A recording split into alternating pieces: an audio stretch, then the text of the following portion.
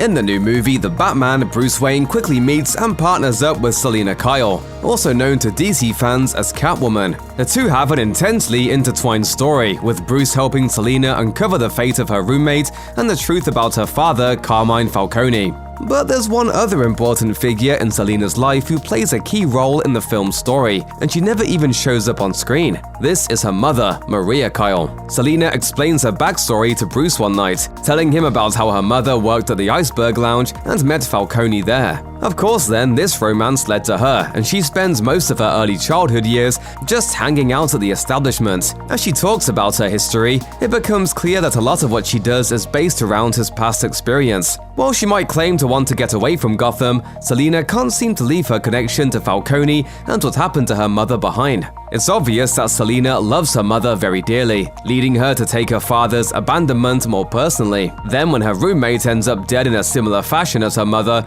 Selina's drive for answers grows even stronger. But casual fans of the DCEU tuning in to watch The Batman might not know a lot about Selina's backstory, and there's a lot about her mother, Maria, that the movie doesn't go into. In The Batman, viewers only really know anything about Maria based on what Selina describes to Bruce or Falcone. But with all the information the movie provides, it appears that this version of Maria is a loving mother who is just unlucky in life. Maria works at the Iceberg Lounge both before and after giving birth to Selina, but unfortunately she is murdered when Selina is very young, and for a long time Selina doesn't know who is responsible. Without a real direction in life, Selina grows up and develops the thieving skills she exhibits in the movie, intending to steal some cash, leave Gotham, and start over.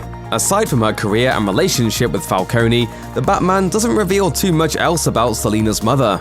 But one thing is crystal clear, and that's the fact that Selina clearly loves her mother very much and holds no resentment or bad feelings over how she grows up. Instead, all of her grief, hate, and loneliness is targeted at Falcone, who she knows is her father but who had zero involvement in her life, leaving her to grow up all alone after Maria's death. In the comics, Selina's relationship with her mother is a little more complicated, and if you can believe it, a little more traumatic too. As revealed in the solo series Catwoman Volume 2, which ran from 1993 to 2001, when Selina was a child, her mother Maria was in an abusive marriage with Selina's father, Brian Kyle. At one point, Brian says that Maria's family are refugees, possibly from Cuba, and she likely speaks both English and Spanish, something Brian berates her for. Along with that, Maria suffers from mental illness and faces money pressures to support the family, which includes a younger sister Selina doesn't have in the film named Maggie Kyle. Unfortunately, Maria dies by suicide when Selina is very young,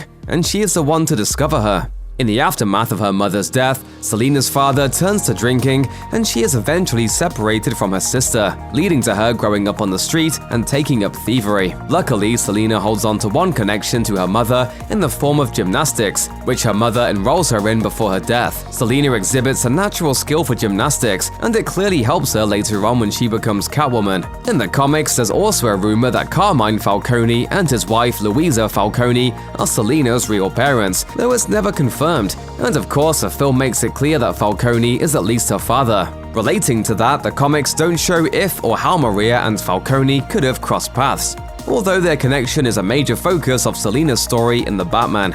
If you or anyone you know is having suicidal thoughts, please call or chat online with the National Suicide Prevention Lifeline at 1-800-273-TALK 8255, or text HOME to the crisis text line 741 741.